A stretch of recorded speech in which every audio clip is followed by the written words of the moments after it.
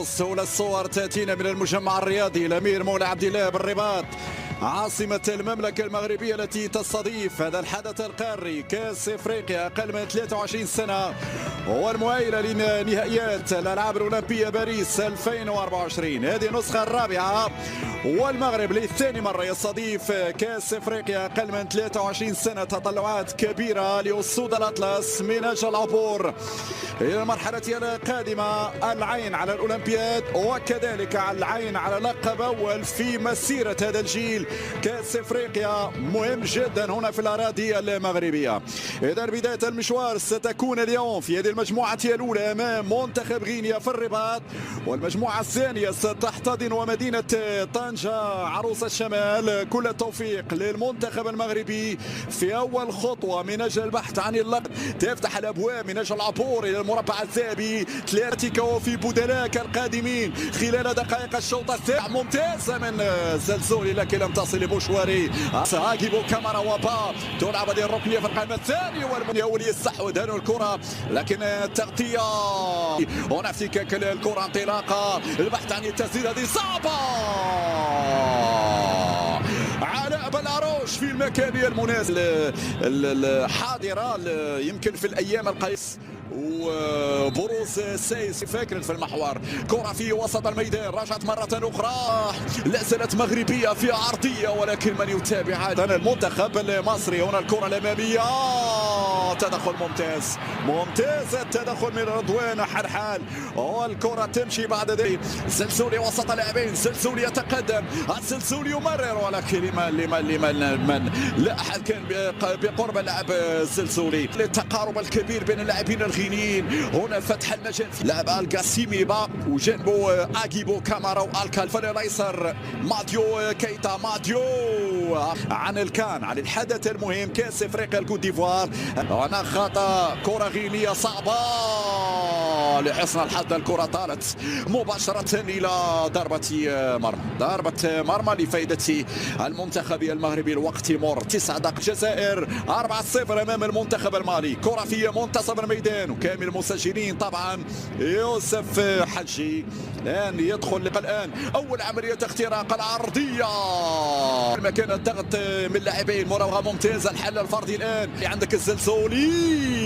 لم تكن دقيقه هذه التمرير لكن هنا اقرب اليها لاعب الكالي مومو سيسي. لما يكون عندك منتخب متكتل بهذا الشكل في العمق لم يكن موفق.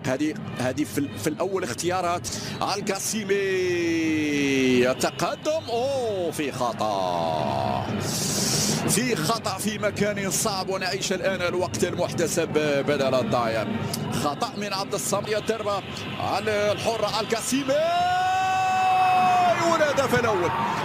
القاسيمي والهدف الأول لفائدة المنتخب الغيني. جاء في وقت صعب للغاية من ضربة حرة مباشرة. هنا فاجأت الكرة الحارس علاء بلعروش وبالتالي النتيجة تتغير. غينيا اللي استحوذت على وسط الميدان.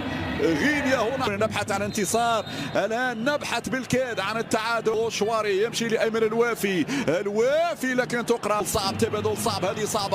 هذه صعبة من الجهة اليمنى.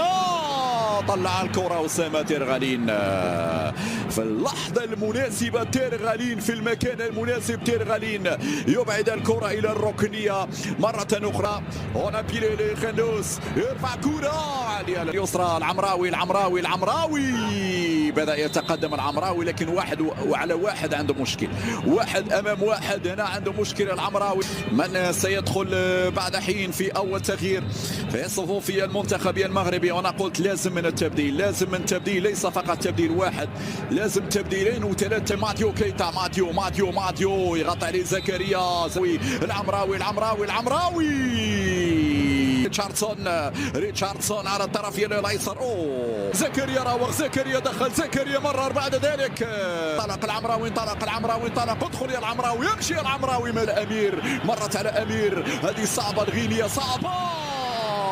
دير بالك يا علاء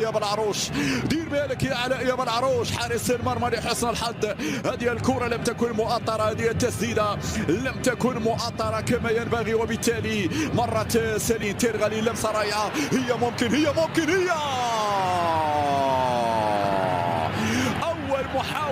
الثلاثي لعناصر المنتخب المغربي. ابراهيم صلاح كان قريب من الهدف على لاعب بقراوي امامي الكره. علاء بلعروش اقرب اليها. علاء يمرر بسرعه. حذاري من اخطاء في هذه الوضعيه. حذاري علاء. يا علاء يا علاء يا علاء يا علاء يا علاء يا علاء يا علاء. هذه المغامره لا نريدها. كره في الشباك.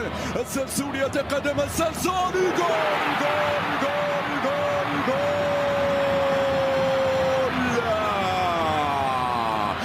السلسولي زلزل الشباك الغينيه. ياس الشباك الغينيه. 1-1.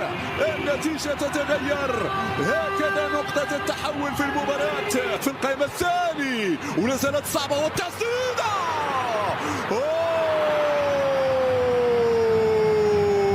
والثاني كان قريب. والثاني كان قريب. يا سلام على لمسة الفنان. يا سلام على لمسة الفنان السلسولي. وصلت الكرة عبد الصمد والبترول والمرور. تسديدة. التسديد والدفاع بالمرصاد. الدفاع وبالكعب ممتازة. 1-2. يا سلام. التسديد من زكريا السلسولي. عمراوي عنده السلسولي. العمراوي يفضل يسدد. حارس المرمى. انا كنت افضل يا العمراوي انك تمرر للسلسولي لكن اختار ان يسدد. الكره ضربت في ممكن يعني يكون جيد. لا 1-2 ممتازه. الانسلال والعرضيه.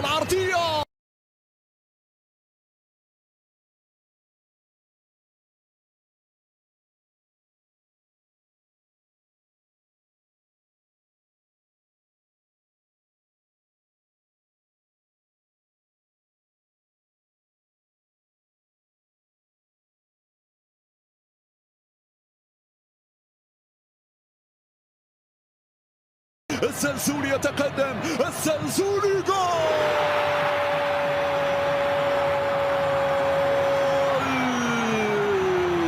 فعل السلسولي وارسل مدرجات. السلسولي يزلزل الشباك الغينية. السلسولي يزلزل مدرجات المجمع الرياضي. صعبة على ماذا فعلت؟